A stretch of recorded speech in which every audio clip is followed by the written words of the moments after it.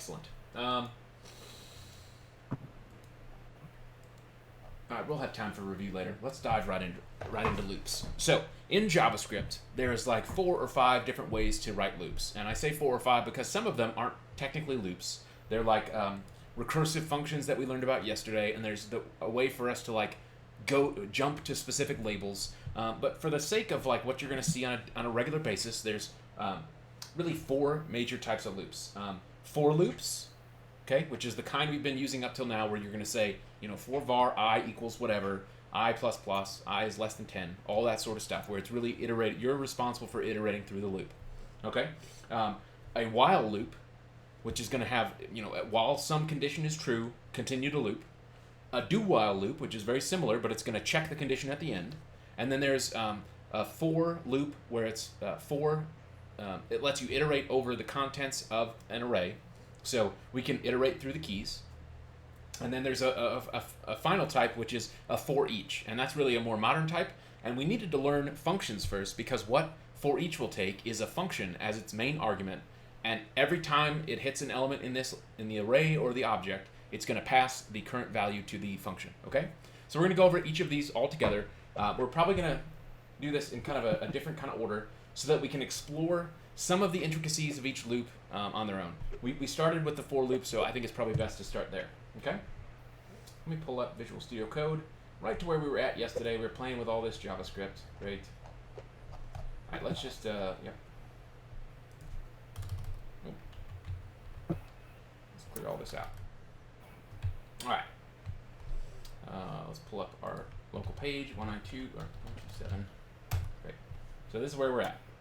All right. We're on, yeah. Okay, so if we pull up our console. All right, perfect. All right, so let's take out all this stuff from yesterday, and let's play with a loop. Okay. Here. So the first type of loop, and this is the one we've been playing with the most, is that we'll say something like for var I equals 0, I is less than 10, I plus plus. Okay. Now what this is saying is that we're declaring a counting variable. This is like an iterator, right? This variable here can be named anything we want. We can say like array values, okay? And then we would say array values is less than 10, array values plus plus, okay?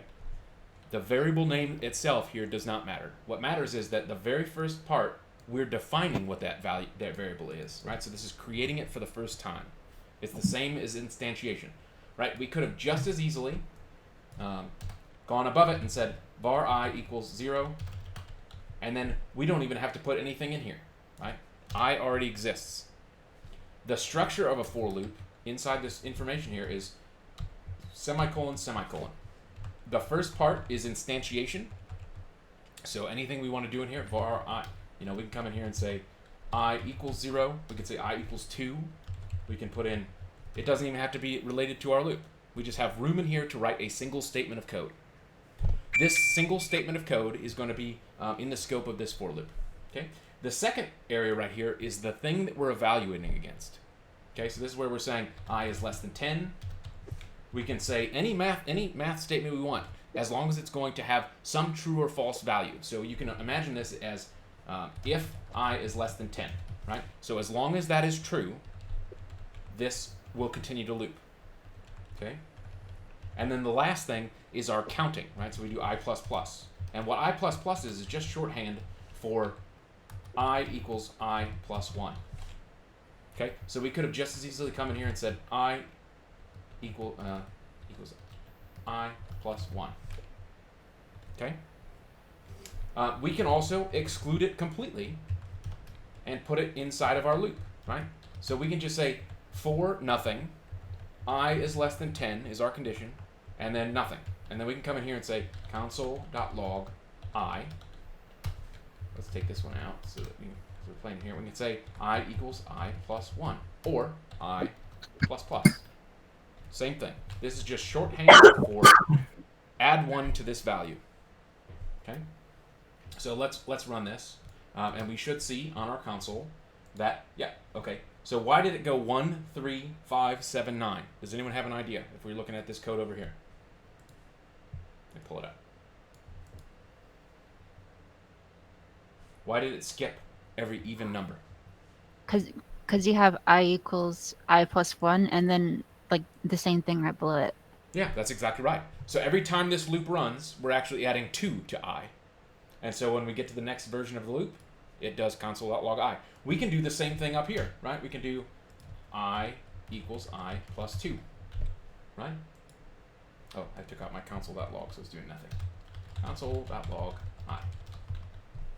See? 13579.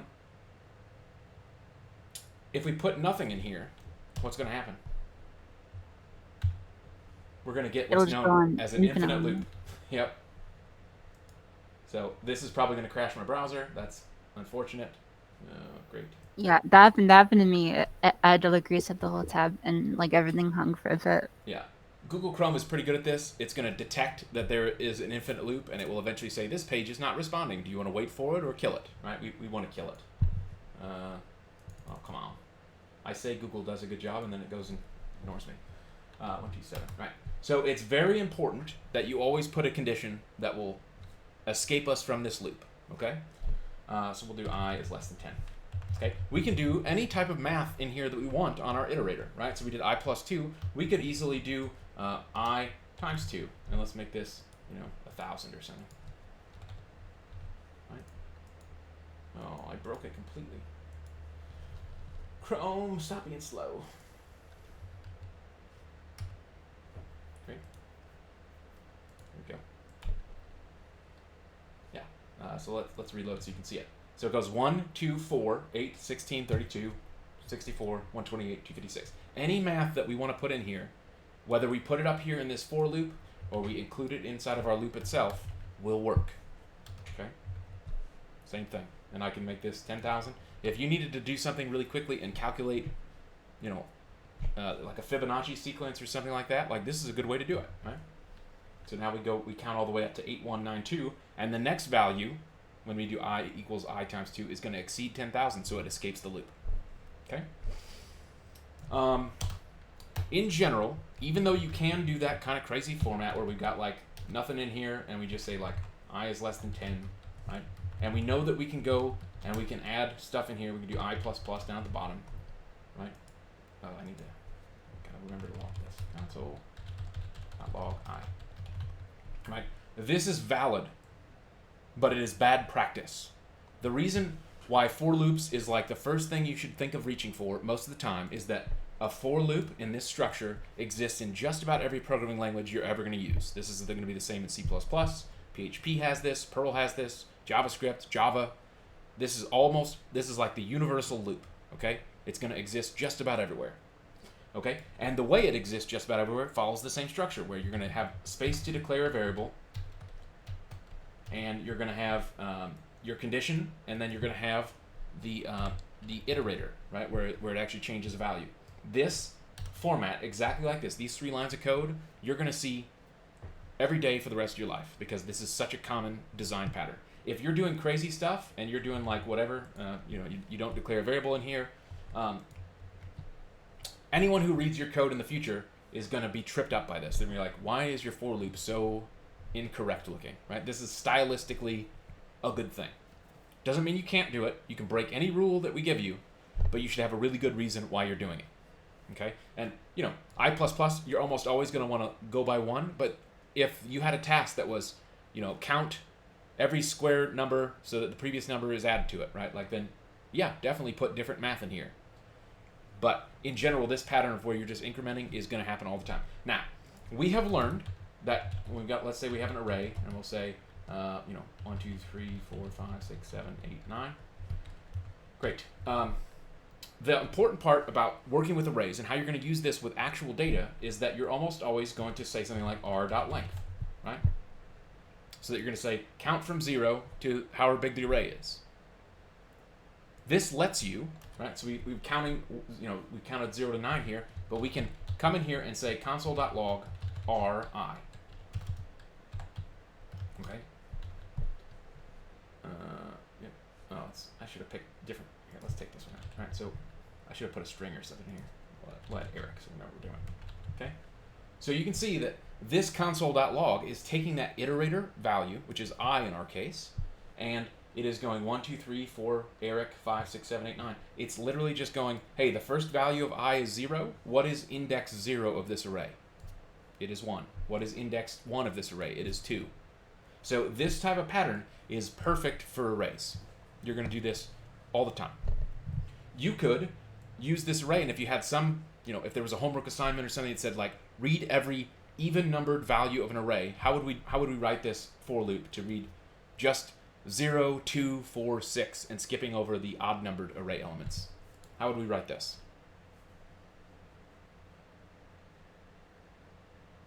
And we can even change this to make it like even, odd, right?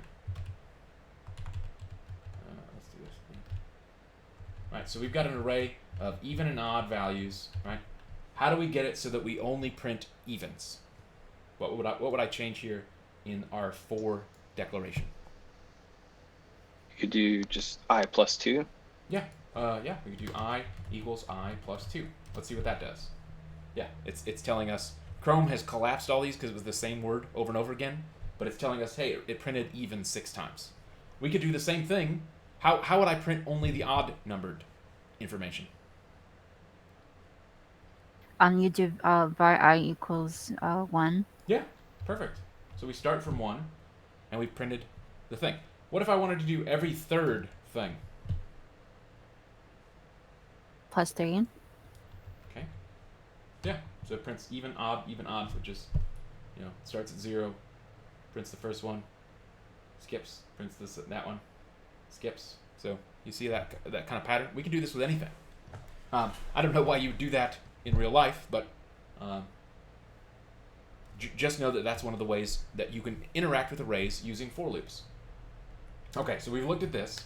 That part works great. Let's change this back to our plus plus. Now there's one important thing to note about for loops in terms of performance. I'm going to mention this now, and when it comes up in the future, I'm going to mention it to you again. So every single time this loop runs, this statement is evaluated and checked to be true or false. So literally every time this loops, it's running this code in here. Okay? Now the problem is r.length is a property of the array. And so if this array had 10 million records in it, this is going to count this value each and every time. A much better way to do this, stylistically, would be to come in here and say var r length equals r.length, right? So that we can say I is less than r length. We are only calculating the length of the array once. Okay? This is going to be especially important when you're dealing with arrays. Okay? Just because of the performance impact that, especially when you start working with really big data sets, this will, if you got 1 million records in an array, this will run in like 2 seconds, whereas checking this every time will take 10. And we can maybe even, as we get a little bit later in the course and we start caring about performance a little bit more, we can come up with some ways using like the time and the time. So we can make we can explore this and we can figure out ways to optimize our page performance, because this is going to be very important. Right? There's really easy ways. We've learned that we have the console.time method, right?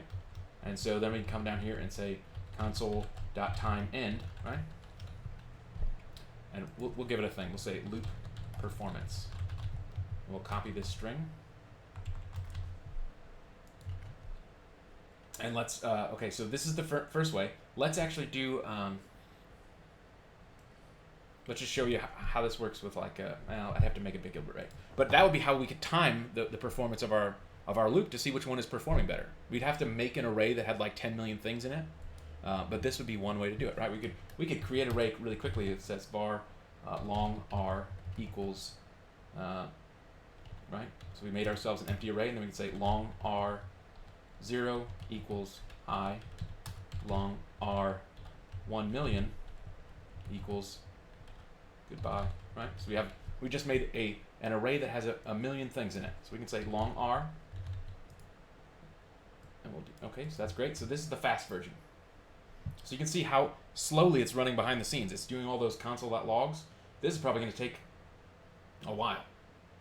It would take even longer if we did long r.length every iteration of this loop. Okay?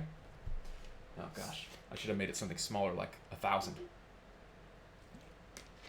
Okay, so that is for loops. You're going to use this over and over and over again from now until the end of time.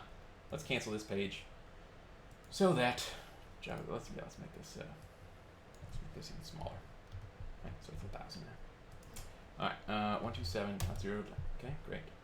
And behind the scenes, our thing is running. Right, so it told us that we changed this to 1,000. Loop performance took 7 seconds. If we go in and actually do this way, right? Took 21 milliseconds, right? So it's like nearly 10x or nearly double, right? 7 to 21. So you can kind of see, and if we made this 10,000, it would take even longer. Okay, that's a for loop. What is another type of loop? Does anyone have? I mentioned a few of them. What's the next one we're going to look at?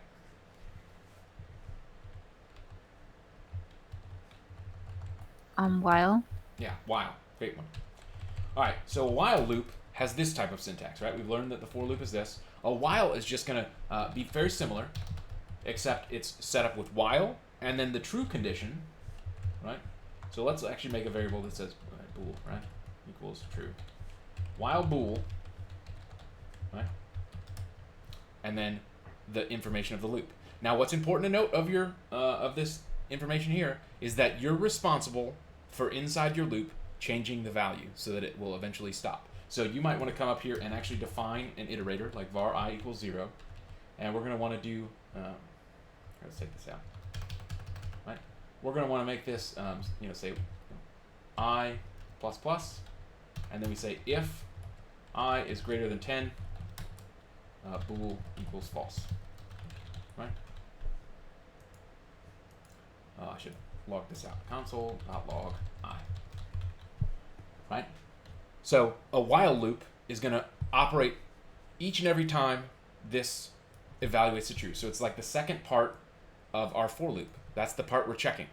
The caveat being that you want to make sure that this has a way to escape. You want to make sure that whatever you're checking is being changed inside of this loop. What I will often do when I'm working with while loops, I will almost always, the very first thing I write is I'm gonna say like bool equals false, right? If I've got bool in here, just so I don't go ahead and crash my browser when I'm debugging and trying to play with this. I might go in here and I still need to actually write all of my code, but I'm almost always going to start my syntax like this so that I know I'm not going to destroy anything in the process of working. Now, I will most often, use a for loop when I'm talking about arrays.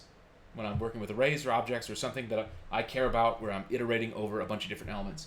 Most of the time, I'm going to use a while loop when I'm working with data that is external to me. So something like a database connection is going to return some number of records, and it might return 1,000 records, it might return 100 records, but I'll say something like, while row equals db.get, right? So as long as the database is sending me records, I'm going to do this, so that it makes it really easy for me to, when we're working with data in the future, like it's going to be really easy to say, like, I don't care how long this loop runs, I'm going to take as much stuff that comes. Okay, so I will use a while loop for that. Now the cool thing is that while loops only run 0 or 1 times, right? So it gets this line of code. If db.get returns nothing, it's going to skip all this stuff. So it's basically a safety mechanism that says, hey, run this loop for as long as I'm getting data from somewhere. But if there is no data, skip all the code. It's kind of like combining an if block, right? We could have just as easily said, if db.get, has some value, right? If it's actually returning a row to us, then start the loop. But this just lets us shorthand it and put it all inside of a while. But be aware that if you're just checking, if you wanted to let's see, how can we iterate through our loop, right? So we could do, here's a great example. We're going to pretend this array up here is our database, right? So it's a record of tables. So we're going to say while var value, right, equals r.shift, right? So as long as we can shift a row off of this, let's console.log val. Console.log val.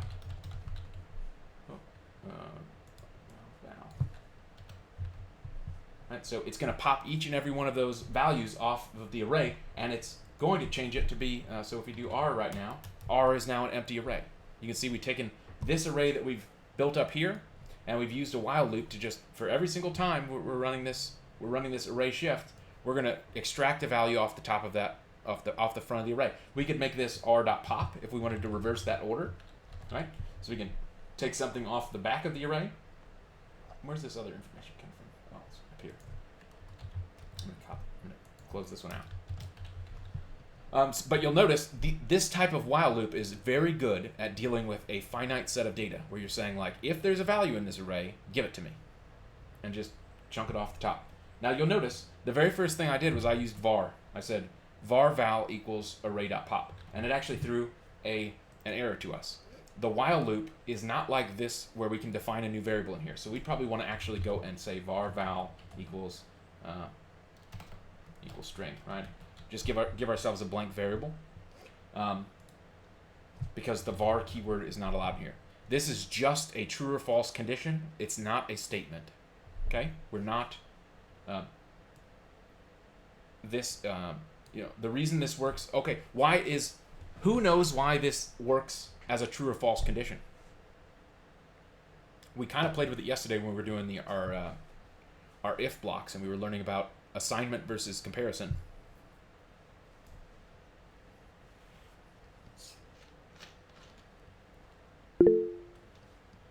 Andrew, go ahead. Is it because it exists within the parentheses right there? No. Rather than outside? Or Close. So when we were playing with this yesterday, we were looking at, what was the difference between, true equals, right? Some word. True, right? Two equal signs is the equality operator in Boolean logic. So we're saying, does true equal true? And the answer is yes. But we also learned that the one to be aware of is that there is an assignment operator, which is, let's say we have the letter A here. So we got a fake variable named A. If we go like this, that is also true, but we've now assigned the value of true to the letter A. So we're abusing that same type of privilege, which is, if you're assigning something, right, like this, val equals r pop, it's saying, did this assignment happen? And the answer is yes, for as long as there is a value in the array to pop off. Okay? Everyone following along with that? All right. The next type of loop that we're going to look at, I'm going to clear these all out, is a do-while loop. Now, do-while is special. You noticed that, let's look at why this is special first. So we're going to do while false, and I'll say console.log I, right? So you'll notice that nothing logged. A while loop, if this is not true, will never execute anything. It's a really easy way to say, like, it does it like a check first. A do-while loop, in comparison, starts like this and has while at the end. And so we can say, right, console.log test. Right? This is always going to run at least one time. So this is really dangerous if we're working with arrays, right? I can come in here and do the same type of thing. So I can say val equals r.pop. Right? I'm going to take a value off of our array. And if I came in here and said console.log val, I got it, var val. Okay. The very first thing says undefined, right? And that's because we have run this with no value in it. It did the while, it assigned a value, and then it did it correctly until it ran out of stuff, and then it checks it at the end. But the challenge here is that if our array had nothing in it, right, it's going to declare undefined. Let's see, console.log should I run, right? It's going to run one value of this loop, even though val equals r pop is false. So if I had this in here just as like false, right, this is always going to run at least once. So this can be dangerous if you're using it with arrays and objects because there might be no values for you to operate on. A while loop is much safer for that, and it's the same with a for loop, right? But for loop has a similar type of problem, right? If we came in here and said for var I equals, right? Let's put this in here.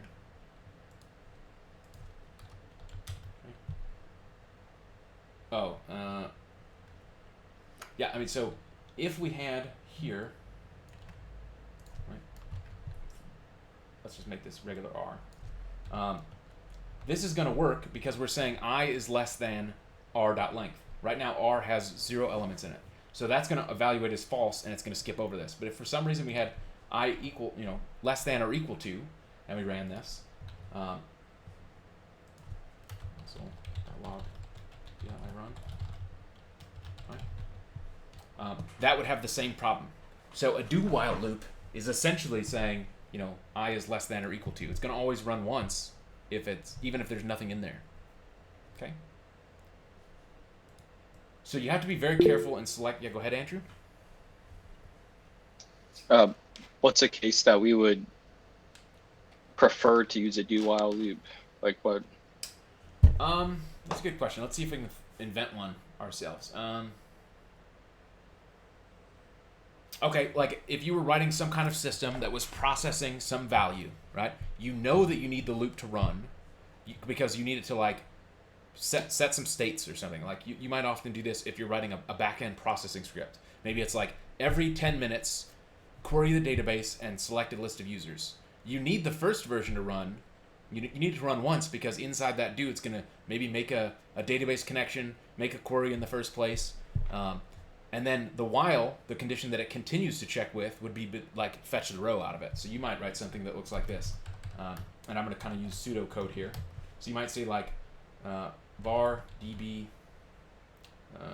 you might have like db equals database.connect and then some, an address, right? And then you might say like, update log file ran the checker, right? If you had some log file behind the scenes that you needed to say, but then your while condition would be like while db or row equals db.getRow, right? Some kind of thing like that. And then in here you would say like if row, right? So it'll only actually process the row the second time. You'd say if row, update log file with user, right? Something like that. So you might always want this to run once so that it can like do some stuff at the beginning, but then continue to run for the duration of however many records it needs to process and go through. And then at the very end of it, once you've run out of records, maybe this program doesn't run again for 10 more minutes. So that's a really good way to do it. That's kind of a silly example, but anytime you think like I need this to run at least one time, but maybe more, that's when you're going to want to use a do while. Whenever you need it to run only when there's a certain condition being met, maybe that's an opportunity for while. And then if you're running, I'm going to loop through this array, that's maybe when you'd use a for. Okay? All right. The last major type that we want to explore today, let's take it, okay, cool, is it's another variation of the for. And this is going to be extremely useful to you as we're working with objects and more complicated data models. So the syntax here starts with for, but instead of using a bunch of semicolon statements where you're controlling iterators, we're going to say var I in R, right? Let's put some stuff in here. Eric, Greg, Selena, Andrew, Leah. Okay, cool. I forgot Estrella. Let's add Estrella. Okay. So what this is going to do is it's going to say for every key, for var key in array, do something. So if we do this right now, console.log I, it gives us 0, 1, 2, 3, 4, 5. All the keys, the indexes for this array. And then we can access them like this, saying console.log RI, right? Just like we would any other, if we wanted to access the array values. So we can see 0 is Eric, 1 is Greg, 2 is Selena, and so on and so forth. What makes this extremely powerful is that this works on objects as well. So we can do var obj, right? And I could say, you know, name Eric, height, age, 27, 37, how old am I? Oof. Hobbies, guitar, right? And we'll change this to var I in obj, and we will do obj, right? So we're doing it the same way, but this is an object, and we're saying the first key is name, and the value is Eric. The second key is age, and the value is 37. Hobby is guitar, right? So this type of syntax makes it extremely easy to work with non-indexed non-arrays, right? So like an array uses 0 to whatever, but objects, they're kind of like arrays, but they use keys. So if we wanted to work all these keys together, this is the easiest, shortest way to do it. And you know, depending on what you're working with, you might actually call this var key, and you'd want to call it key. What you name your variable here really just matters in terms of how expressive do you want to be in your code. Because this, you know, when we say var whatever, we're saying this is what I'm going to name this key. This is a really powerful one. I use this all the time in JavaScript. It makes all this stuff easy. Like I often will use it for arrays as well. Like I'm not going to even bother with math. I'm not going to figure out how long the array is. I don't care about any of that. I'm just going to say for every single key in this object, give it to me. And then I could choose to use it. You're going to use this type of syntax pretty often. Remember we were talking earlier about when we're using APIs and connecting to remote servers, and we're using we want to get the weather from weather.com. They're going to return us JavaScript objects, and it'll be something like weather 37 or 90 degrees, right? And they'll be like zip code 30824, right? Forecasts hot AF, right? So this object is going to come back.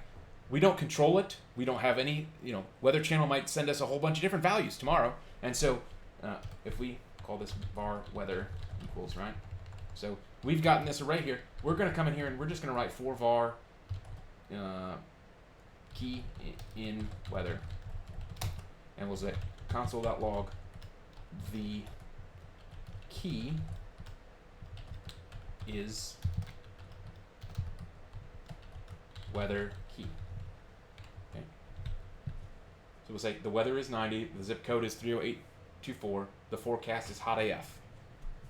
Okay. This type of structure, this is going to be very JavaScript specific style of iteration. So there are a few other languages that have similar types of fors. So like PHP is one, but theirs is backwards. So it's like for, you know, I don't even remember the syntax. It's like, it goes with the variable first, so it'd be like weather as key val, right?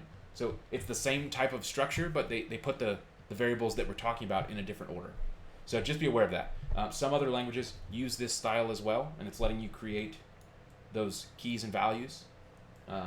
But the JavaScript way is, to me, super, super, super clean, where it just says for var I in whatever, for var key in weather.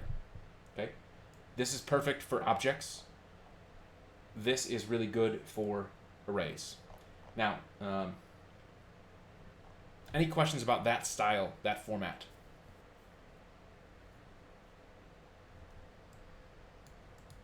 No? Okay. The last one we want to take a look at is one of the crazier ones. So we've got this style. Let's just take this out here. Let's say we're working with, let's take this out too. Here. Okay, so we're working with this array, right? Var R is this.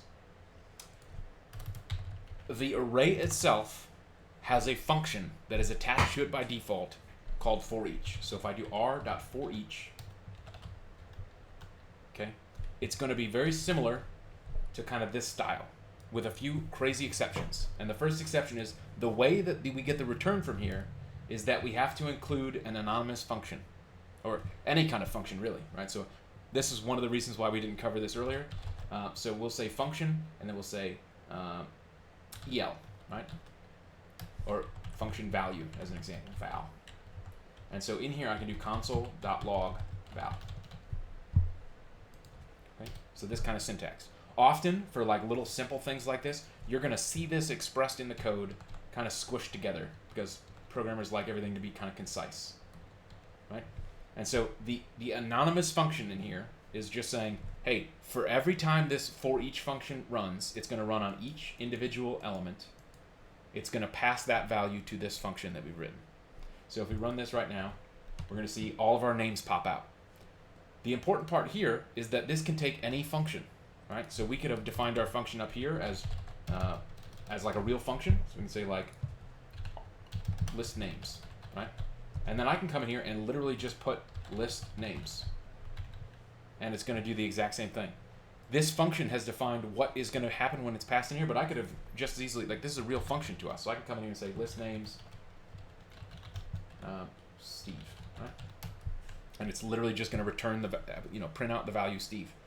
This this function, this style is incredibly important. And when we were talking about Leah's card game, right? This type of thing is very JavaScripty. So that the array has like a sort method, right? And what this takes is that same type of thing. You're going to pass in a function so that each value gets passed to a function and the array sorts itself. So like here, let's just do one as a silly example. I'm going to write a function that is sort names. And the sort, if we wanted to look up how this function works, right? We can go on W3 Schools. Oh, come on. I don't want to go to this full one. Get out of here. And we say array.sort JavaScript. Right? And so it's going to tell you what kind of function we could put in here. And so the sort value, this sort one, for example, if we just did this by default, right? So we've got Eric, Greg, Selena, Andrew, Leah, and if we do console.log r, let's look at it before and after the sort happens, right? Well, let's make sure our function doesn't break. So if we pass no value in here, right? It starts off with Eric, Greg, Selena, Andrew, Leah, Estrella, but if we run sort on it, it does Andrew, Estrella, so it's sorted it alphabetically, right? Okay, but sort is super cool in that it takes a function. So we could say sort names, and how sort names works, if we're going to write ourselves a function here, it takes two values. It's going to take one element and another element, so A, B, and then what we can do is we can return A is less than B, right? So now, how does they have theirs set up? Yeah. So you can set up whatever thing you want to compare to in your sorting function to choose how you want this information to be returned to you. So if we wanted to have this be randomized, we could do like math.random, right? Let's see, how would we use a sort function to give us a random? Oh, here we go. Yeah. So we could write literally this exact value, right? A and B, and we'll say return 0.5 minus math.random. And now when we run our sort, it's just gonna, every time we run this, we're gonna have a different list of names in here. Okay? So there's a whole bunch of different sort functions that you can do, and the way that you would come in here and learn this is, you really just want to refresh yourself on, like, if I'm comparing strings, what do I do? If I'm comparing numbers, what do I do? If I want to make it random, what do I do? Because what we're returning here is we're saying, A is going to either switch places with B, or B is going to switch places with A, right? Based on the value that comes out of this. So, back to our looping syntax, because it's very similar to this. The for each function is a member function of the array. So every array that we have inside of JavaScript is going to have it by default. If I make a new array here and I say grades equals 10, 20, 30, 40, right? Grades, which is a brand new array, has a for each. And if I sort it, right, what does it say? Undefined. Okay.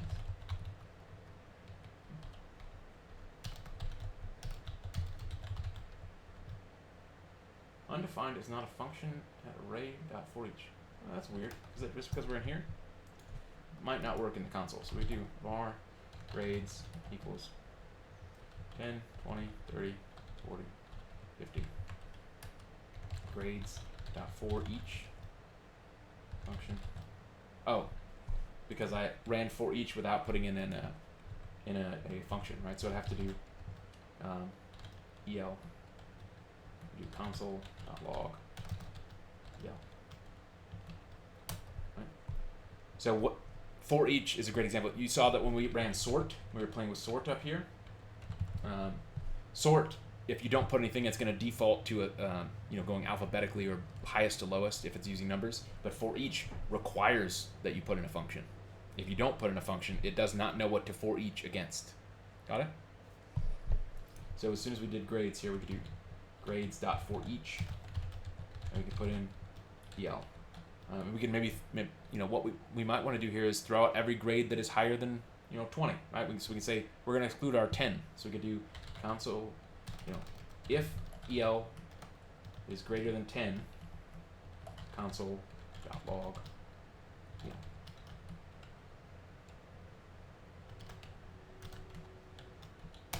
Okay, so now it skipped over that other one. So for each is a really interesting way. It's very similar to for var I in this syntax, but it's neat because we can pass an entire function into it and do some really complicated stuff. So we might write, a bunch of big functions that help us operate on some objects. Another thing that you might use for each for is as a collection of elements, right? So if we had, like we have these cards here. These are HTML cards. So if I went get element by class name card, right?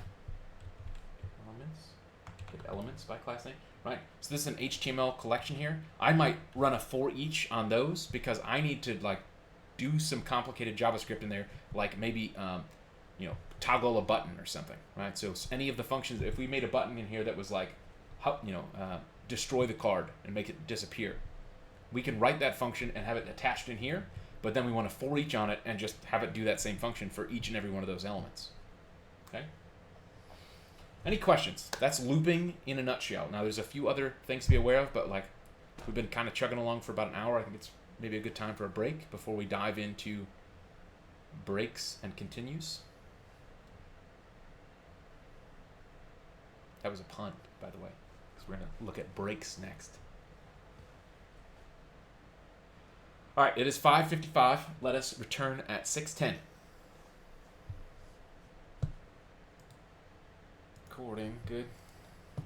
All right, so now we're working with arrays. We're working with values in a loop. There are a few special keywords that we need to know about. So let's say we've got our for var student in R, right? So we've created a variable student in the array R, right, which is a list of all of us in the class. And what we want to do is we want to, print out console.log student, right? Student. Right, so that is just gonna, that's R student, right? Because this is an actual array. All right, so it's printing out Eric, Greg, Selena, Andrew, Leah, Estrella. Okay, but what will we do if we want this loop to continue running, but we want to exclude Eric and Selena because we are kind of instructors. We're not actually students, okay? If we need to do that, there is a special keyword that lets us continue the loop, right? So it just is going to skip all of these lines of code and go back to the next iteration. So we could say if our student equals Eric, right? Continue, right? So now this is going to skip over it, but continue processing the loop. And if I wanted to put in here, or our student equals Selena, right? Continue. You guys see what this did here? The continue keyword, where it's just by itself with a semicolon at the end, continue, is a reserved word, so you can't use it as a variable name. Like if we went var continue, right? This is going to tell us unexpected token, just like when we tried to use var. Go ahead, Selena. Okay, so the or right there with the two line thingies, is that the same or for C++? Yes, that is a Boolean or. Oh. Yeah, you unfortunately, like all of our fun if stuff where we learned about Boolean logic yesterday, you were in your C++ class. But I know. You did all the fun stuff without me. that's right. So, but you got that in C++, right? They're identical. Okay, so continue lets us get out of this. But what if we said, hey, Selena is actually not a student at all, right? So as soon as we find Selena in this loop, we need to like exit the loop completely. Okay, there is another keyword. Instead of continue, it is break. So we can come in here and say like console.warn illegal student. Right? So it's going to loop through here. It does Eric, Greg, and then it says illegal student, and it leaves the loop completely. So this is another mechanism that we can use to escape from loops. It works on all of these loops. So we could do, while true, right? And then we can, how we were saying, when we're using while loops like this, we've got to have some way to get out of this, right? We can give ourselves a counter, right? Counter equals 0, and we can come in here and say counter plus plus, and then we can say if counter is greater than 10, right? Break. So we haven't changed true up here. This loop wants to run forever, but we can go in here and say, where'd it go? I never echoed anything. Console.log counter, right? So now we can see it goes 1, 2, 3, 4, 5, 6, 7, 8, 9, 10, and then counter is 11, so it logged it, but it broke out of that loop. So it gets us out of wherever we're at. We could do the same mechanism using continue. We can mix and match these together. So if we wanted to just say even numbers only, we could say if counter modulo 2, right, continue. Right, so this is going to divide by 2, and if there's any remainder at all, it's going to continue out of this. Okay, this is the modulo operator. We learned about this in the math briefly. We could skip every number that's divisible. We can do 3, 6, 9, 12. Okay, so we can use continue, and then when it gets over 10, we break out of it. This break is the exact same break that is used in our switch statements, right? So that same mechanism, switch, weather. All right, let's do switch age, right? And we said case, 10, console.log. You're a kid. You are a kid. Break. It's that exact same mechanism which says, hey, whenever I come to break, I want to leave whatever I'm doing. I want to leave this curly brackets. Okay, that's what's breaking us out of there. Break and continue are very useful control keywords for letting us control the flow of while blocks. Right? We could do the same thing. Where else would we use these? This is pretty much their main uses. Loops, and then we use break in switches. We could also, no, it wouldn't do anything. We could technically put continue in here. Right? Continue is just going to say, carry about your business, right? But, okay, yep, so illegal continue statement, no surrounding iteration. So continue needs to be done inside of a loop. But break works in both places. Break will exit us out of this.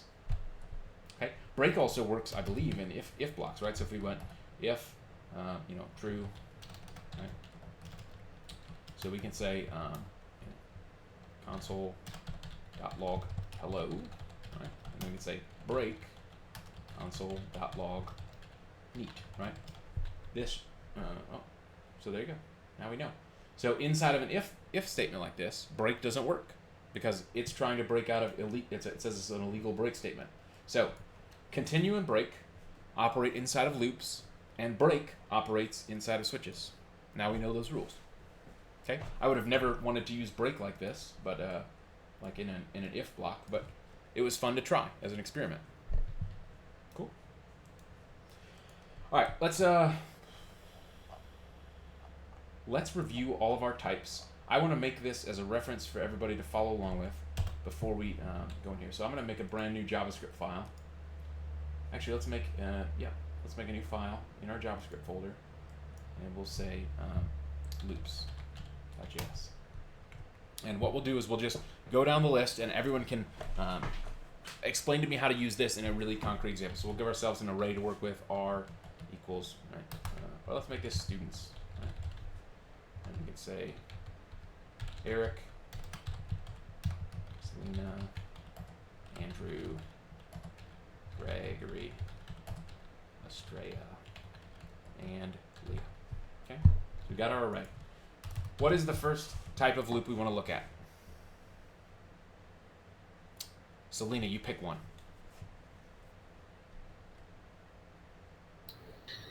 What kind of what? Yeah, we're gonna write a very clean copy of a loop that we can use as a reference later on. So I'm gonna check this into version control so you guys can take a look at it. So pick one of the types of loops we looked at today. Did you look at if? If is a control structure, which is what we were looking at yesterday when you missed it. Okay. For. Okay, so we'll do a simple for loop, and we'll call this simple for loop, right? And we will say for var I equals 0, I is less than students dot length I plus plus, and we'll say console dot log students I. Right, that's going to print out our list of students. What is a second type of loop we want to look at, Andrew? While. While. So we'll say simple while loop. Okay. And we'll do the array version of this. We'll say while, let's make ourselves a variable, var student, and we'll say, yep. We'll say while student equals students.pop. Right. Console.log student. Perfect. What's the next one we want to look at?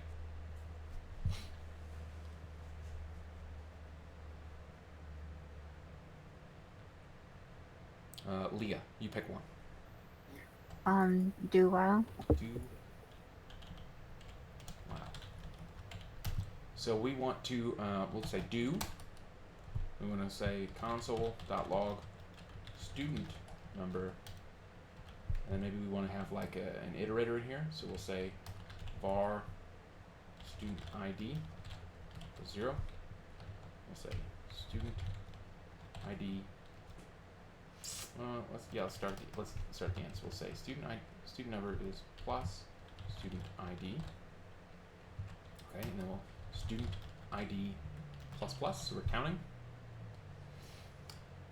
And then we'll say while student dot equals students dot pop. Right. So the problem with this is that we have already cleared out our students array. So we're just going to copy this a second time so that we have it back to where we were. Move it down here for the sake of this clean copy we're trying to do. And then we'll say student ID plus student. Okay. Perfect. Okay. Estrella, you get to pick a loop type.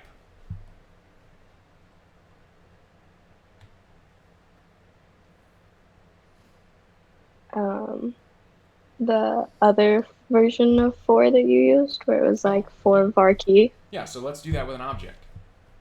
So for in, we'll call this for in, okay? And we will make ourselves an object. So we'll say students. We gotta give ourselves an equal sign for our student list. Right? And we'll say name. Well, we'll say grades or student info, right? So we're going to assume that this is one specific student, and we're going to say name Eric Harrison, grade. Maybe I've got a 95%. Missed some questions. And we'll say absent days. And we'll say I've missed 4 classes, and maybe we'll say major computer science. Right? So for var in, var key in student info, and then we'll say console.log key plus, and we'll say plus student info key. Right? Cool. What's another one, Gregory? Are you around?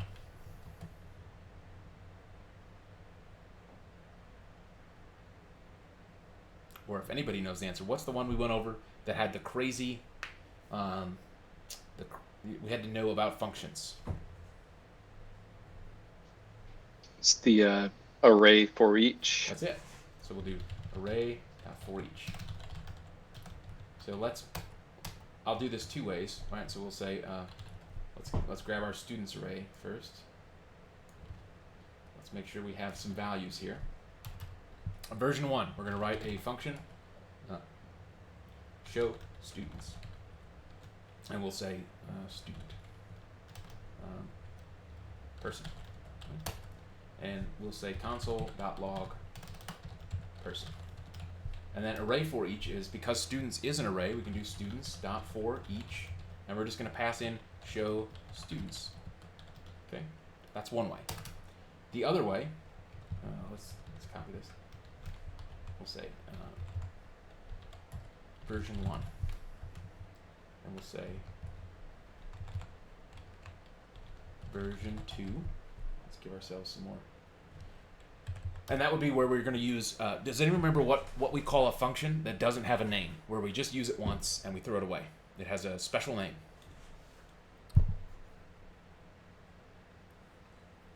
It's also the name of a group of hackers that go around releasing documents. The anonymous function? That's it. Anonymous. Perfect.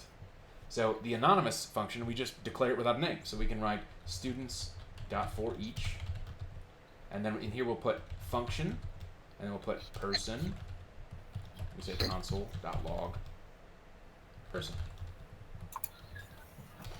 And then we end it with a semicolon. Right? These two versions where we define a function like this and we pass it in is identical in behavior to this one where we just write a quick function. These are interchangeable for the most part, but the downside to this is if you wrote a really good function in here and you wanted to use it somewhere else, it wouldn't exist. This only exists anonymously right here where we wrote it. So only this for each gets to use it. If we wanted to reuse it, if I was doing some prototyping or some development and I was like, oh, hey, this is a great function, I need to use this later, I'm going to just take this out, and then I'm going to make it like here, and I'll give it a name, and I'll say good function, and then I can come and just add good function. Right? Those are exactly identical. But if we wanted, when we're iterating over arrays like this, oftentimes we just really need to I just need to see what's in the array, right? So you might write an anonymous function that you don't care about because it's only doing one little thing. So that's stylistically where I would choose that. Okay, we did array for each. Yesterday we were talking about a crazy version of looping. Does anyone remember that? It used functions, and do you remember what I called them?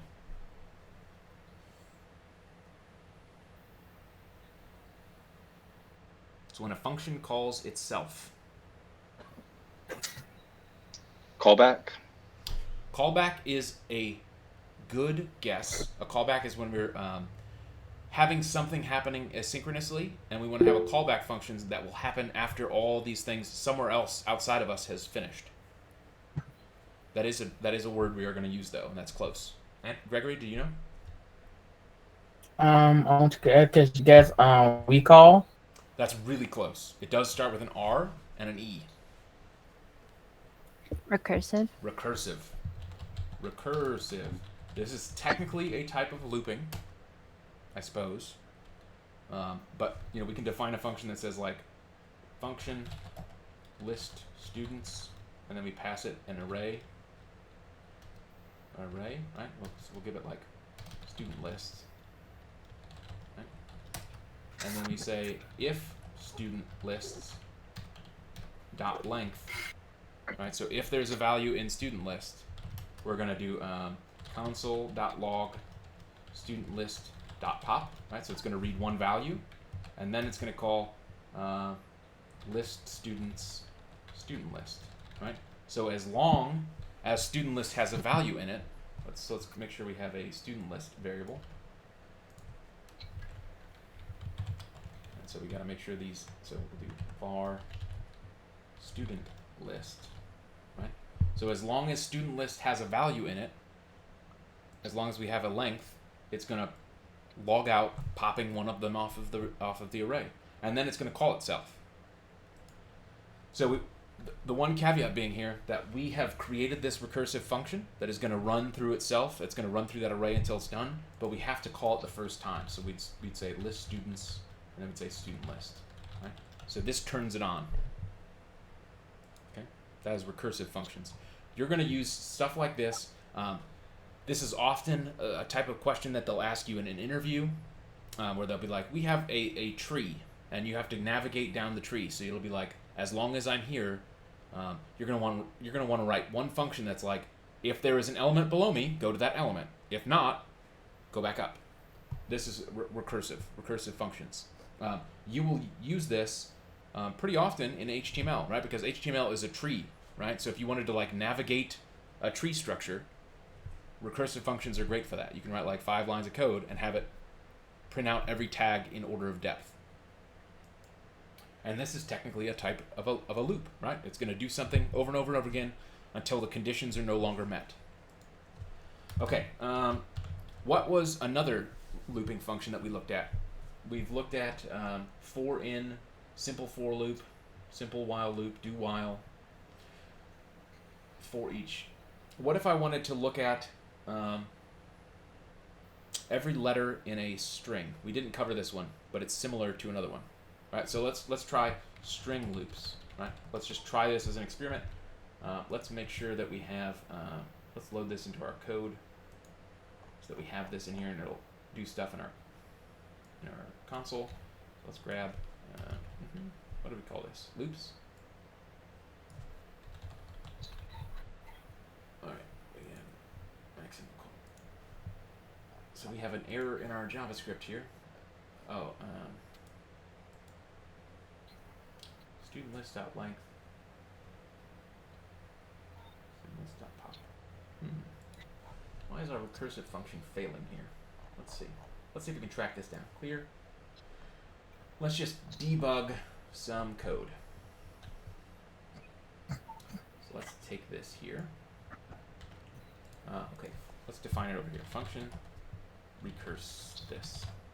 I'm going to say R. Say if student length. Right, so if it's greater than 1, we're going to console.log it.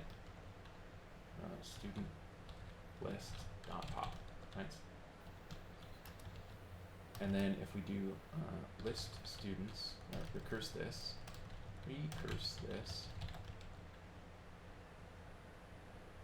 R. Okay, let me close our thing. Right, so this function, recurse this, is the same as that, but with different names. All right, let's see what's happening here. So we got var r equals 1, 2, 3. So there should be 3 elements in there. R.pop. We know that's going to pop off a value. So let's redefine it. And let's say recurse this R. Maximum call stack size exceeded. That's weird. Let us, here, let's use the debugger and see if we can figure this out that way. So let's click on this loops.js. We learned about the debugger. Let's make this bigger and see what is happening. We probably did something wrong here. So we're here, student list, right? And let's reload with the debugger, right? So student list has 6 in it, right? You see this here? We're going to press F9 to step into it. We're going to console.log student list.pop. Okay, which now student list has 1 less. And this has 5 now. 4, 3, 2, 1, 0. Why is student list.length? Okay, so this is one of those weird things are truthy or not truthy, right? And so for whatever reason, it's still thinking student list.length has a thing. So let's say greater than 0. Let's see if this runs.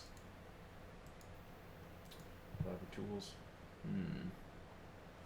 Let's just give ourselves console.log student list.length plus in recursive. Okay, so this is a good exercise because we're getting to debug in real time. Let's take off this. Let's reload. So it says it's getting to 0. So if student list.length is greater than 0, why would it So if student list dot zero. Oh well. Because we have to. So this is the problem here, right? So we have if student list is greater than 0, we're going to print it, right? But it's not going to print because it's 0. But then we call list students again. So what we should have done is put this in the true part of this condition. So if we reload now, clear, right? Then it stops and the error has gone away. And we can take out this code. Okay. Does everyone understand what happened there? Why this was recursing forever?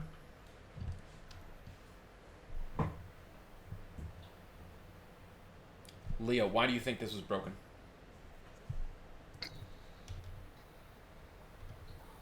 I'm trying to see.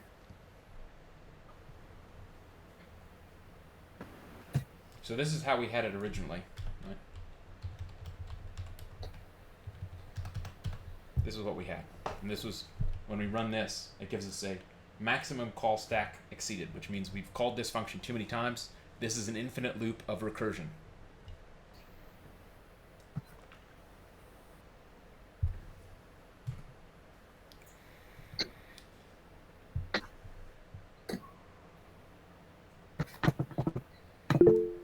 Gregory, go ahead. Repeat the question again. Make sure I'm thinking. Why is this recursive function that we wrote, why was it breaking? Why was it throwing this error that said maximum call stack size exceeded? And we did a little bit of debugging. Oh, we fixed it. But Wait, like that what you have right now? yes, this right now is broken. Oh, cause like, it's just if students dot length, like it's just always gonna be true because it's always gonna have a length. No, so when we debugged it, because what we're checking here is we're saying as long as the student list, as long as we have students in here, continue to do this. Right? But the problem is the function that calls that is outside of that if. Oh, okay. So okay. even when we got to here and it stopped printing names, it was still calling itself forever, right? So when you're doing recursive functions, you only want it to continue recursing if the condition is true that you're evaluating. So as soon as we did this, it prints correctly and stops. Does that make sense? This is kind of tricky. Like recursive functions are a super weird one, for sure. All right. Let's play with strings a little bit. So we got this string. Let's say it's var alphabet, right? And maybe we make this A, B, C, D, E, F, G, H, I, J, K, L, M, N, O, P, R, S, T, U, V, W, X, Y, Z. Now, how would we loop through this string? Tell me any answer. Pick a loop type and let's loop through this with what we know about strings. And maybe Estrella, how would you like to loop through this string? If I wanted to print each and every character on its own line. Maybe with the for each. For each, okay. So let's try this. Alphabet dot for each, and let's see what this returns to us, because I've never used this for each like this. So let's give ourselves an anonymous function, and just to test, like, because I'm here debugging, we're doing this for the first time. I'm going to do console.log, and I'm going to say testing string loop for each, right? So it's going to give me this. I'm going to come in here. I'm not going to put anything in this function because I would like to see what arguments are passed to our function. So does anyone remember when we were looking at functions yesterday, what is a magic variable that has all the parameters in it?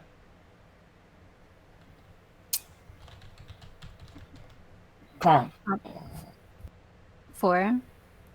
4? Like the number 4? Wait, can you say that again? I've got a function here, and we know that we can pass in a certain number of parameters or like variables into a function, right? Just like we were doing, list students has this argument here, this parameter. There is a magic variable that we learned about yesterday that every function has that is going to tell you it's going to be an array of all of those parameters. Do you guys remember what that variable is called? It's like top of my head, but cannot remember. Okay. It is arguments. If we type in arguments, it is going to list all of the arguments that exist in this array, or in this function, right? Okay, so this is perfect. We started doing testing string for each, and we have discovered that the for each function is not even an option, or it's not a function that exists on strings. This is an array only function.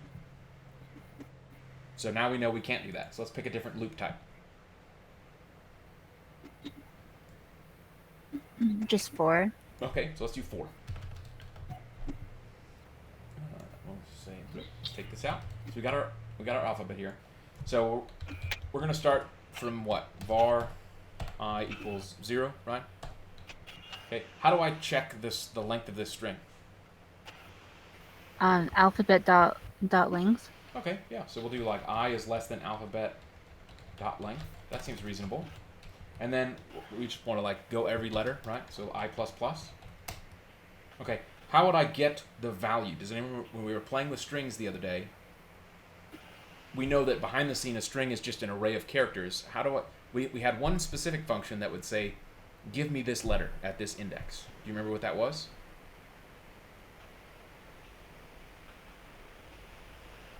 Char at. Yeah, that was exactly right.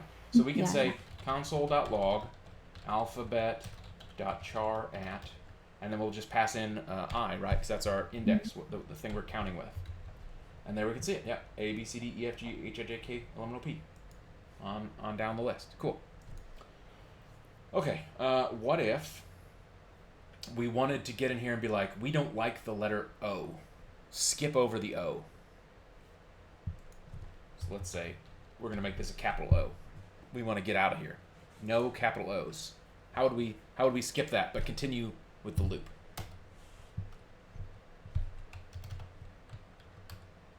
Like if car at I like is equals O. Oh. Okay. What are we? Isn't equal the exclamation point. Oh, you're going to wrap this whole thing around it? Yeah. Okay, yeah, that's one approach. So if we do this and we say it's not equals, right? That's what Lee was saying. Skip over the O. So we go L, M, N, P. Perfect. That worked great. What about if we wanted to not have this wrapped in an if block? The problem, no, it's not a problem. But what if we wanted to use another thing we explored today? So let's make a second for loop right below it. What is another method we could have skipped over this? Andrew.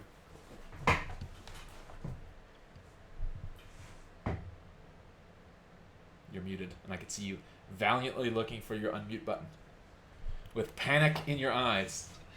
There we go. So we used the continue and break earlier. Mm-hmm. So let's say we're doing the same thing. If alphabet.char at I equals O. Right. What do we want to do if we want to keep printing all those things? We just want O to be excluded. So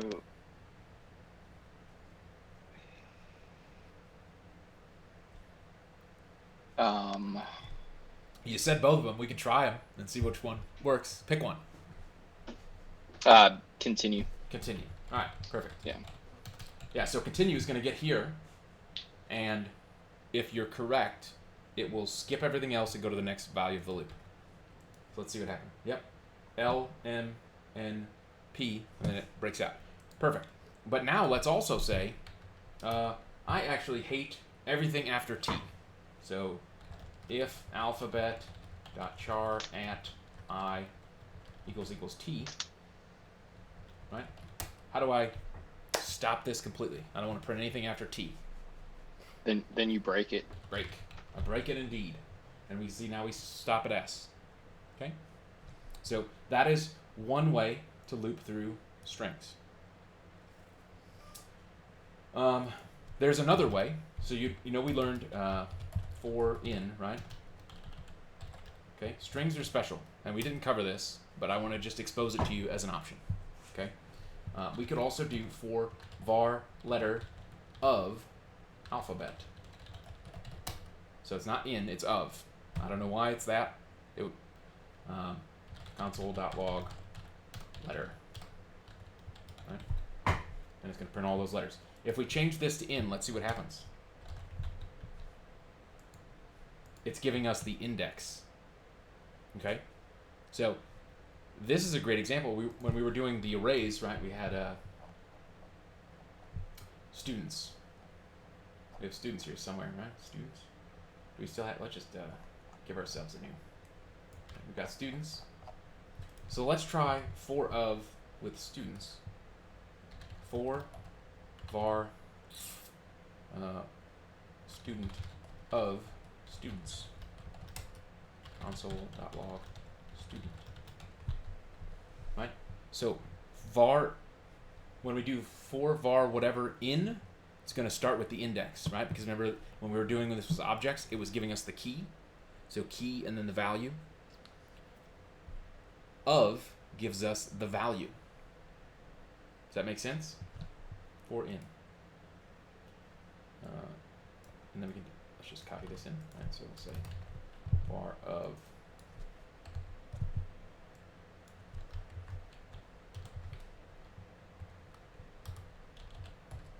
for of gives us the value of the array element, right? And we could do the same thing with objects, right? So if we had for of object, we make an object that says, you know, what was our student info? Let's get this here.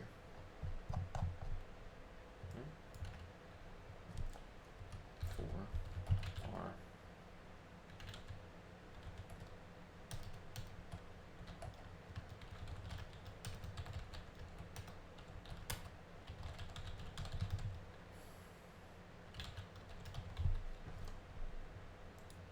So, see this here? This is interesting. The object, which understands val in, right, gives us the correct names, okay? But val of on student info does not work. When we're doing this type of for of, it only works on things that are iterable, right? And it's telling you this here. And iterable means strings and arrays. And you can also, as we get a little bit more advanced in JavaScript, you can make other types of objects iteratable. Okay, it's so all the ones, I don't want to give you rules yet, but just know that you have two things that you have available to you, var in and for of. For of works on letters, giving you the value. It works on arrays, giving you the value. And in gives you the index.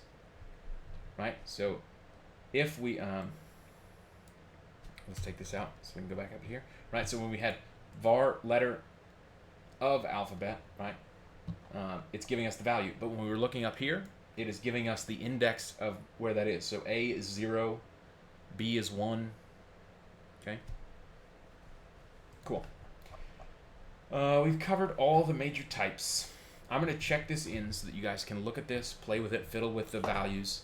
I encourage you to really spend some time with this, especially over the weekend, because you are going to use the heck out of loops. Now, another thing that you can do with loops that we haven't really touched on yet is, we mentioned it a couple days ago when we were starting to play with JavaScript for the first time, but loops can be nested. All right? So if we had an object that needed to have, let's say it was var students, right? And this is an object. And we have Eric, which has another object itself, and we say grade, 95, age 37, right? Oh, I'm 47 now. Cool. Major computer science. Okay. Let's say we had another student in this class, and I'm just going to make somebody up because I don't want to guess any of y'all's age. We'll just say Steve. He actually has an 80, and he is 70. He's 87. He's an old dude. Okay, we can loop through these by saying, for var student in students, right? what is student going to have in this loop? Estrella, what is the value of student each time this loop runs? The student name. Yeah, so it's going to say Eric the first time it runs, and then it's going to say Steve the next time it runs. But the problem is, if we wanted to look at so if we do console.log student, and then we do plus, and we do plus student, right? This is going to show Eric and then object, because the value of Eric in this object here is another object itself. So what we probably want to do is we want to come through here and say student, and then let's give ourselves another loop, and we say for var info in student, right? So this is going to iterate over that sub element, and maybe what we want to do is we want to have this nicely formatted, and we'll say console.log, and we're going to give ourselves /t. What does /t mean? Does anyone remember?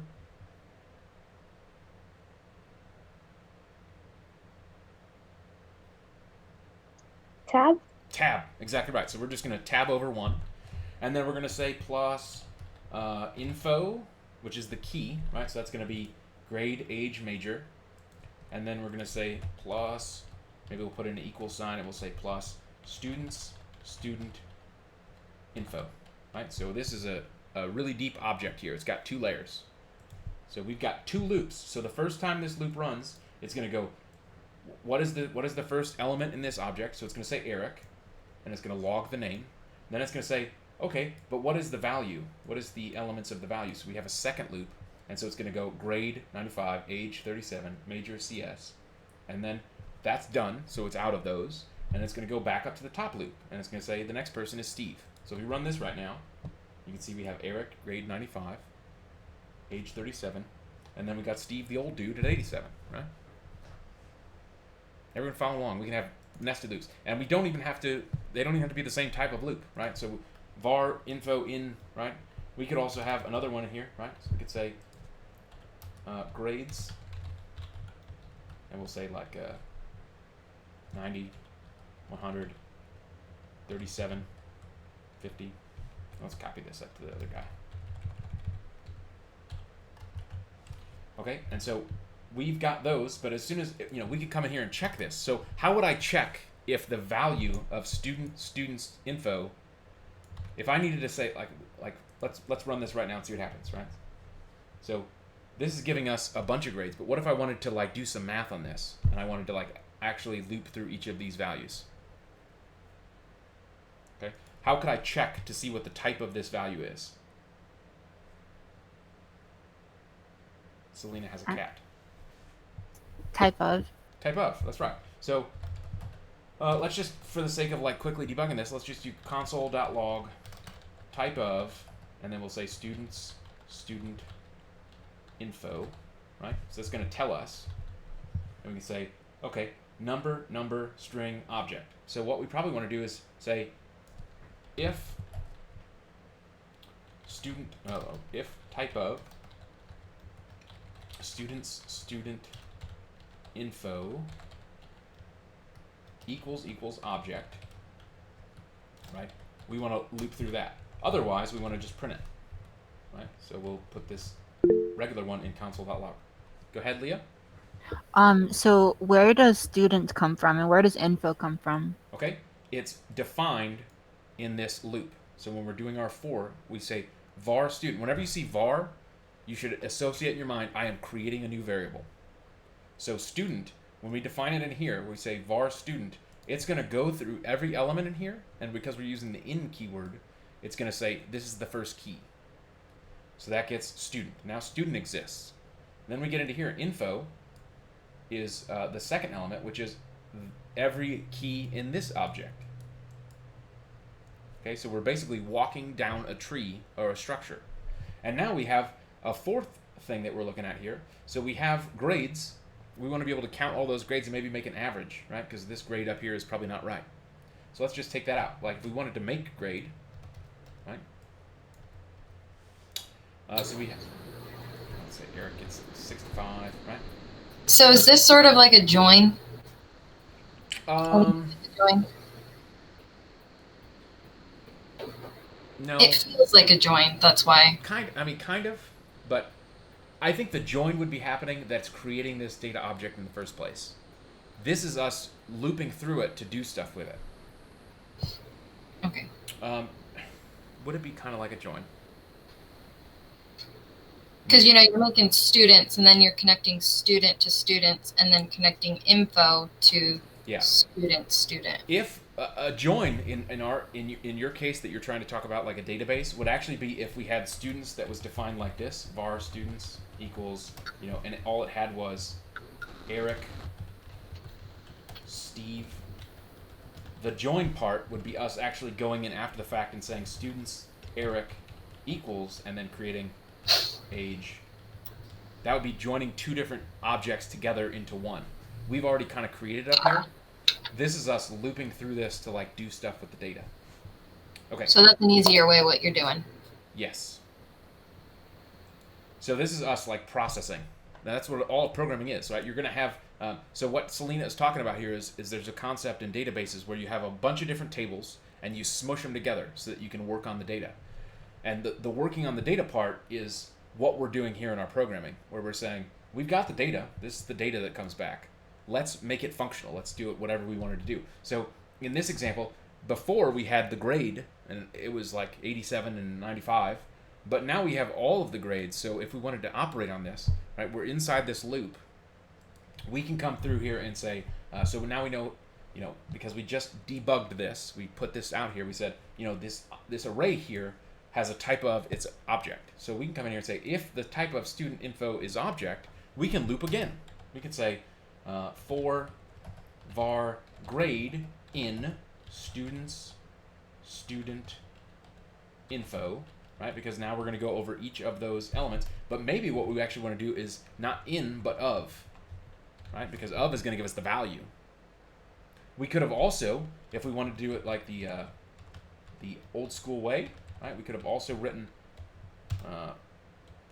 for var I equals equals 0, and then we can do I is less than students info dot length I plus plus. Okay, and then what we want to do is, because we're looping inside the grades, we want to maybe have a variable up here that says like var total grade equals 0, and then we'll do total grade equals total grade plus, and we can just copy this info, right? Students info I, and then at the very end, after the loop is finished, we want to come in here and say students, not student. So we have this incorrect, right? This would cause errors. Students, that's our top level array. So student info, and then we can come in here and just add a new. We can modify this variable, right? So we can come in here and say, total grade equals total grade, or we can say average, right? Total grade divided by student info dot length. Okay, so we've just now calculated an average. Now, the problem is the part that is printing this out is down here. So we're going to still need to print this out because we went into this if block and we said when we get to the grades element, skip over it. We've now just figured out the average. So what we probably want to do is come in here and say console.log, and let's give ourselves /n. We want it to be on a new line, and maybe we say /t, so it's going to be tabbed over way more, and we say final grade average is, and we can give ourselves this part plus that. Okay? Cannot read property grades of undefined. Why is this doing that? Do I have it in here? Let's see. Grades of undefined.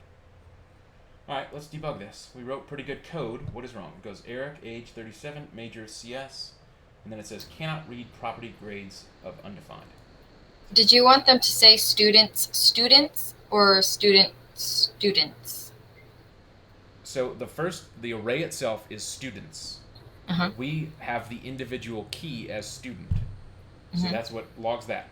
Then when we're inside the student is an object itself. So this is what we're looping through. We're looping through these.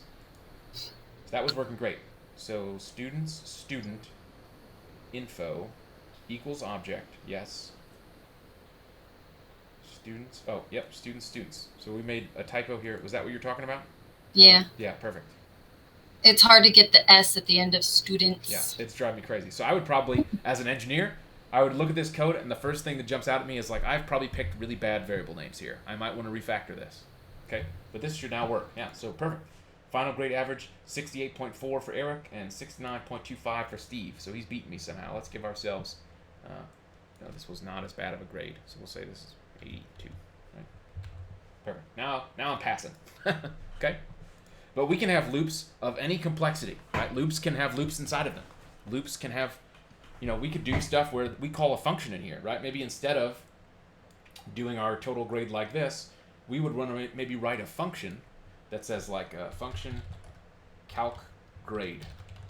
And we say this function takes a total and a number of scores, right?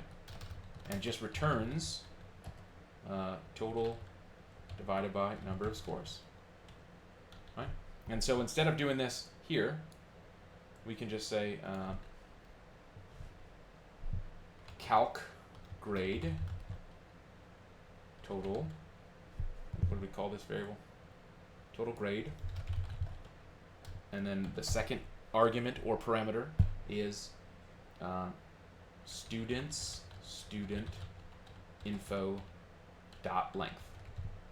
Okay, so that's how we can kind of start.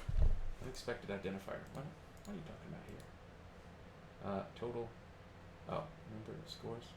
Oh, returns. See, you gotta be very attention to detail oriented with your words, right? So we've just done the same thing, but we've maybe extracted our math and put it outside in a function so we can reuse it over and over again. And maybe what we would even do is, this code is starting to get kind of messy in here, right? We got this loop that's inside of a loop, right? This is getting pretty hairy. What I might want to do is, if type of student info equals object, I might want to make a whole function that says function calculate total or final grade, right? And this function might just take an object, grades, right? And so what I might do is I'm going to take all of this code, right, and we're going to maybe move it up here. So we say for var I is 0, and then here we can do grades.length, and then we say total grade equals, yep, total grade plus grades I, and then instead of putting this in the average, we're just going to return this, right? So we can calc grade. So we have to change this to grades.length. And so instead of console logging this, we're going to actually just return this value. Return. Okay? So we're doing that same third loop. It's still happening inside of this loop, but when we call this here and we say, final grade average, so we need to add this here. Students. And you know what we can do? Maybe we don't even need to store it on the object, right? We can just call this right in here, and we'll say calculate final grade, and just pass it this array. Okay, we've just now made our code much cleaner, easier to follow, by using functions that are doing some processing for us. And so we still get the same values, right? You see what we did there? We took all the code once we got it working right, and we moved it into its own function so that it doesn't just make our code look ridiculous. Is everyone kind of following along? We've covered a lot with loops, but they're very, very important, because almost all of the things you're going to do as a professional developer is work on data objects. And your data is often going to look like this. It's going to be kind of messy. You're going to have complex data structures that are a mix of strings and numbers, and it's, each one's got an array in it, and you're going to have to do some stuff on there. Is everyone feeling pretty comfortable with it? I'm going to check this into version control, into GitHub. I would love for you guys to review this, pull this down on your own machine, and just fiddle with it, right? Change values. See what happens if you change the order of things. break it, and then fix it again.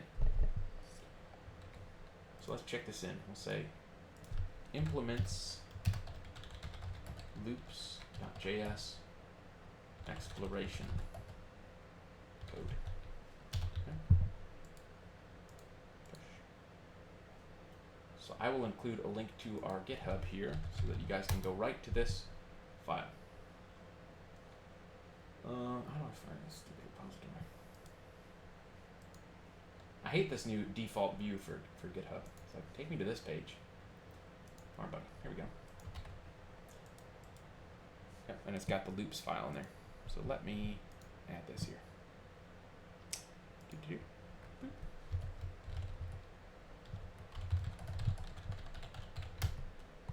All right.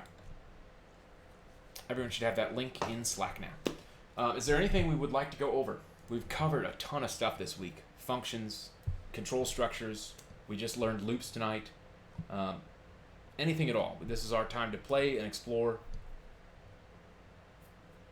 Next week, we're going to really dive into using all the things that we've done today, but like making things happen on our page, right? So we've already started playing with a few of them, like what happens when I click a button. You know, maybe we'll play with like how do you animate things before CSS let you animate things. Like we would write a loop in JavaScript that would tell a box to move using top property.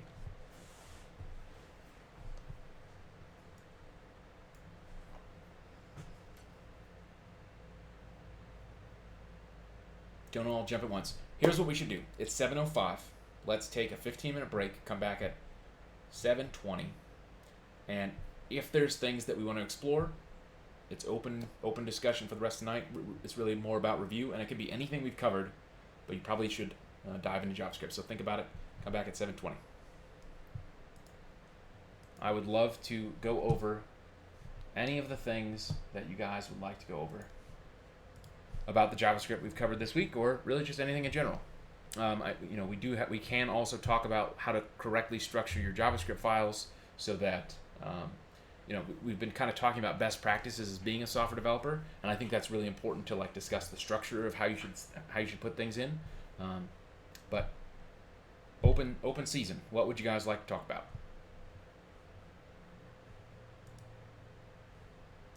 Leah.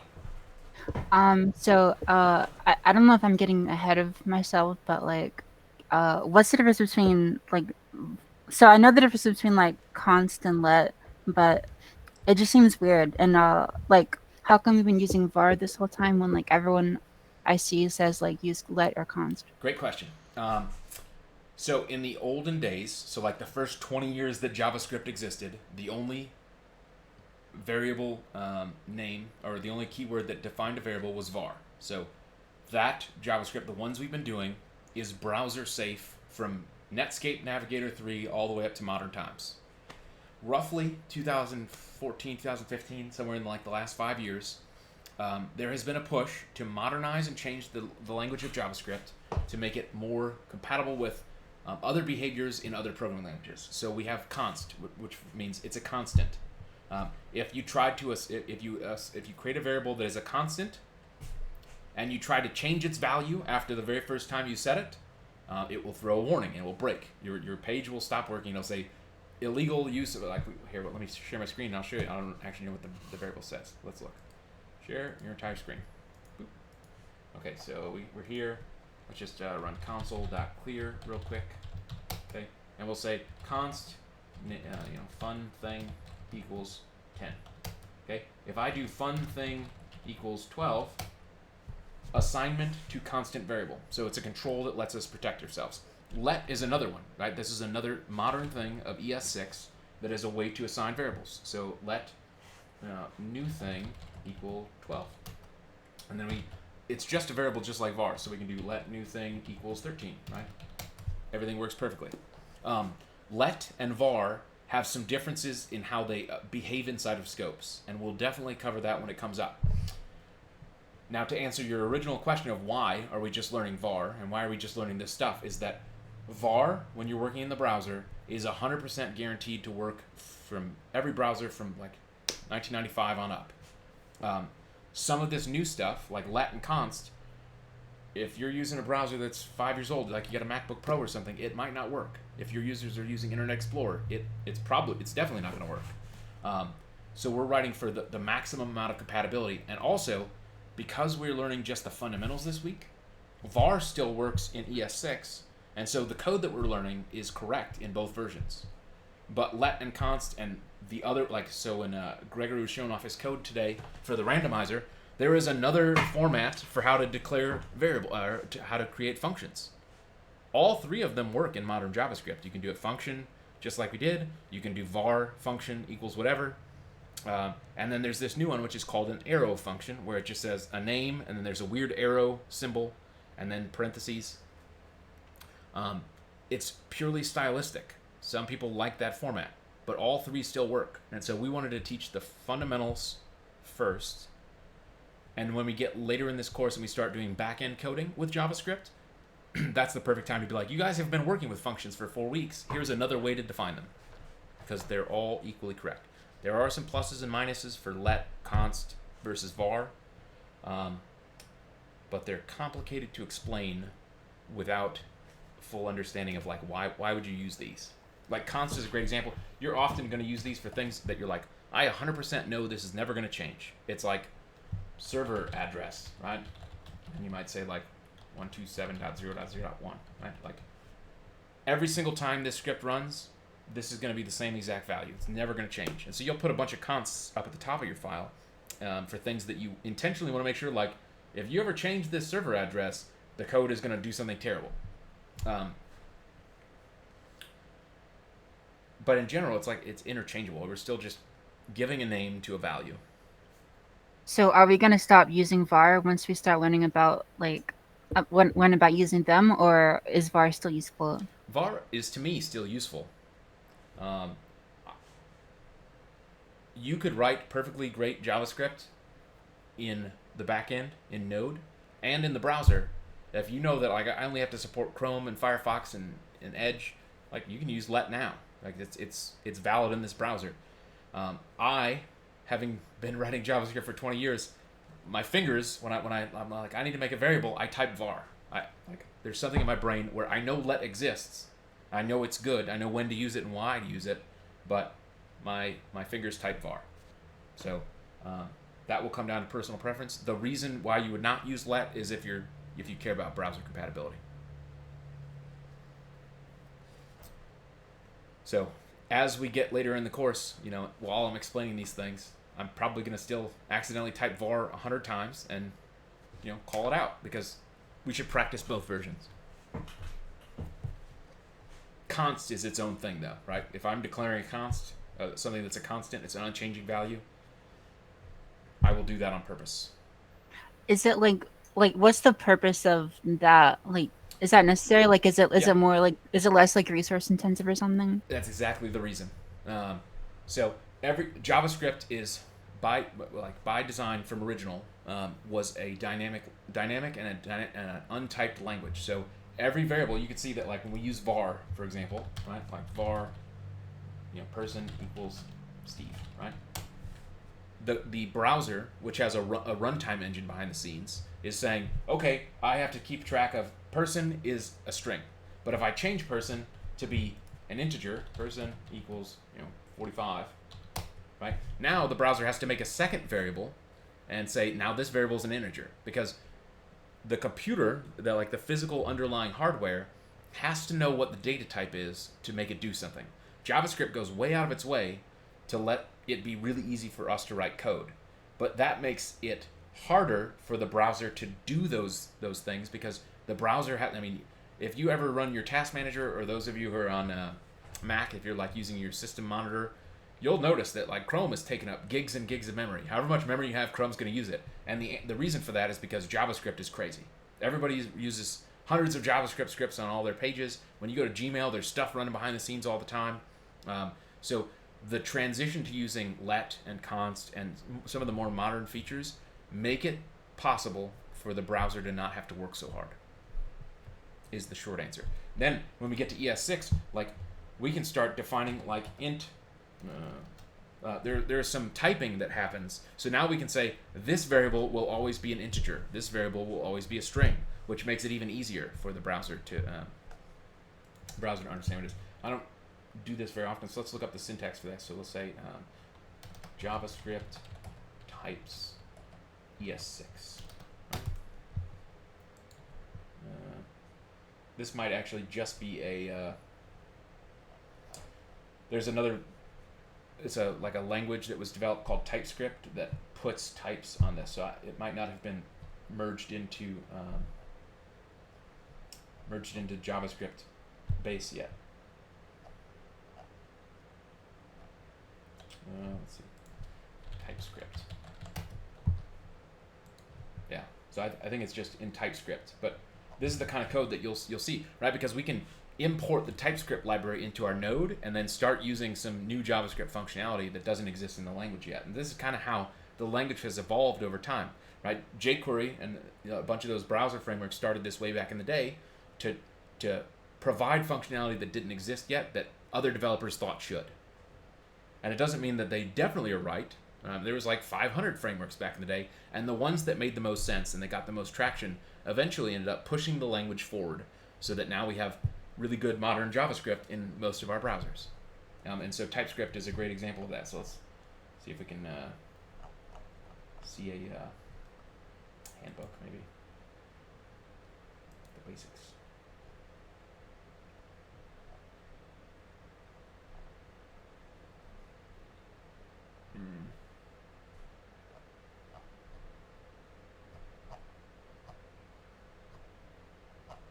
Anyway, I don't use this, so I'm not super familiar with it, but oh, here it is. So it's with colon and then a thing after it, right? So maybe this works. Maybe it wasn't. I mean, let's try. So we'll say let person string equals Steve. Okay, so yeah, this doesn't work in default JavaScript yet. You would have to use TypeScript to have typing attached to your variables. But that kind of thing is going to make it really easy for the server to know, like, I need a variable that is going to be just characters only. Because in C++, for example, everything is strongly typed. So if you wanted a string, you're either going to use string, person equals whatever, so that the browser knows what it is. But if you went as far back as C, it would actually be an array of characters. And so you do like char person equals Eric, and then you have to end it with like a /o or a slash, so that it says this is the end of this string, and then this would be like an array. Or you could do this manually and say, like, this is going to be always 5 long. And then the problem would be if I created char 5 person and I put Eric in there, if I do Eric H, now the compiler would throw an error and be like, you tried to shove 5 letters in a 4-letter long array. So all of this stuff, like strings don't even exist without behind the scenes someone really smart being like, this is painful. We talk in words. Like, I need to be able to just say this sentence is this. And so that's what a string is. Cool? Good question. And so like, as we get into the node stuff on the back end, just be aware that, like, some of the stuff you're going to use today might be completely different in a year or two when the language continues to evolve. Because I learned this like the old-fashioned way, where everything is a var, and even before then, like the very first versions of JavaScript, we didn't even use var. We would just come in here and this still works. I can just come in here. What's a variable that doesn't exist right now? We could say Google, right? That's nothing. But I can come in here and say Google equals, whatever, Google.com. This still works. I've now created a variable called Google. It's exactly the same, but one is better than the other, right? This, if we type any random word in here, we want it to. We should expect that it tells us this doesn't exist. We shouldn't be able to just type random stuff and then say, equals hello, right? That doesn't make any sense. But because it used to do that in 1996 or 1994, whenever this came out, it still allows that to happen.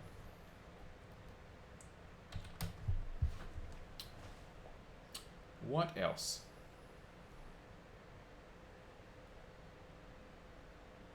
I figured it out. Oh, perfect. What was it? The set width before the first name, last name wasn't big enough. Okay, so we were right. We needed to make it like 20 or something, huh? 16. 16. Yeah, there you go. It's perfect now. Nice. Excellent. Yeah, good job. What else would we like to go over? Yeah, Leah, again. coming in strong. So how important is like performance? Because like a lot of things I would do in like my little card app, I would think like, oh, this is probably super inefficient, but like should I just do it anyway and then see like if when it becomes a problem? Yes, that's the. I've lived by that motto my entire life. And then what you'll eventually start doing as you get more exposure to this, you'll start to learn some tricks of things like, when we were talking about our arrays earlier, and we were talking about like array.length, we actually want to make this, in its own variable first. That's just a little trick that you'll like get in the back of your head, and so when you write your next loop, you'll do that. Now, there's two caveats here. If you're building a big product, the JavaScript that we're writing today affects the performance of the browser of your user.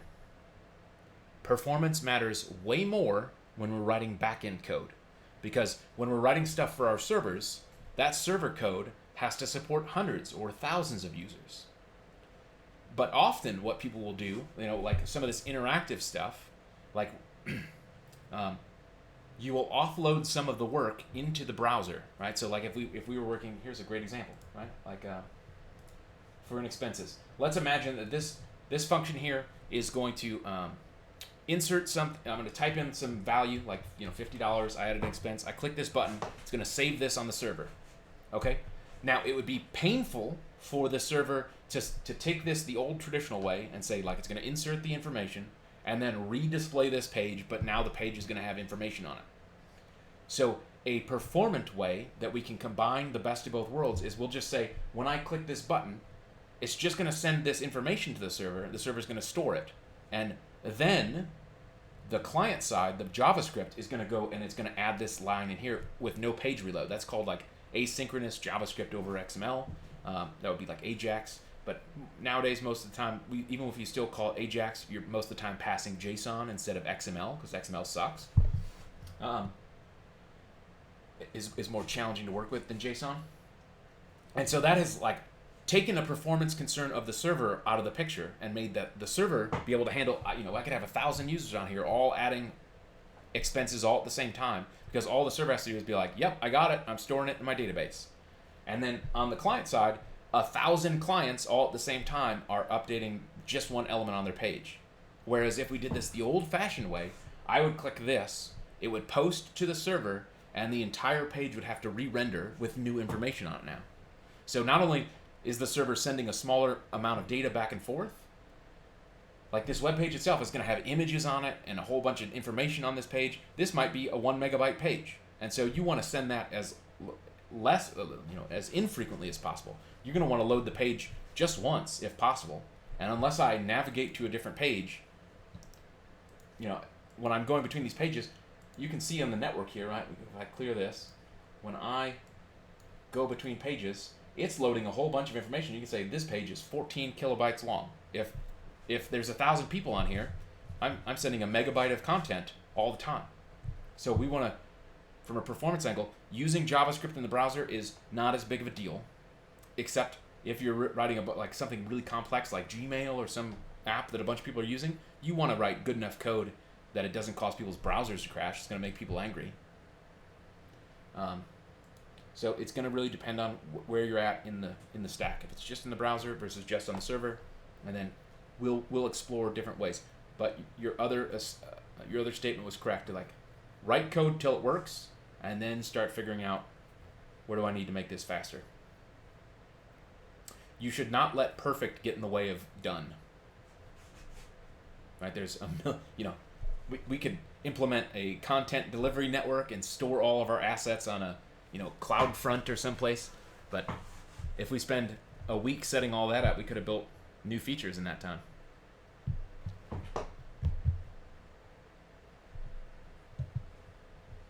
What else? You guys feel strong with functions, if statements, loops?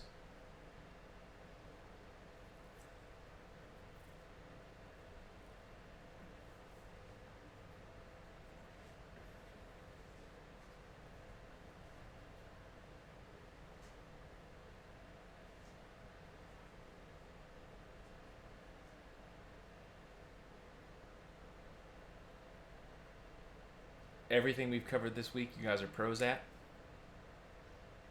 You guys just ready to get out in the workforce and start writing code?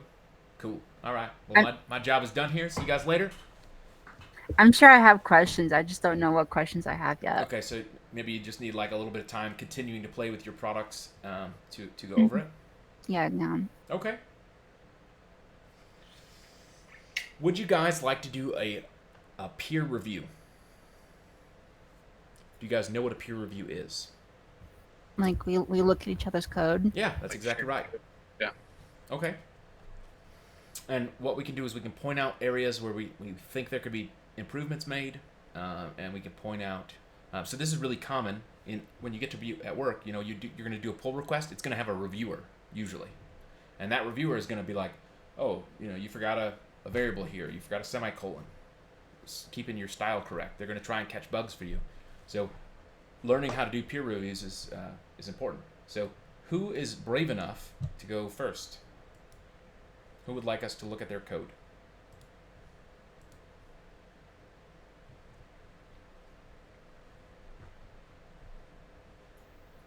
You can look at mine if you want. All right, let's look at your code.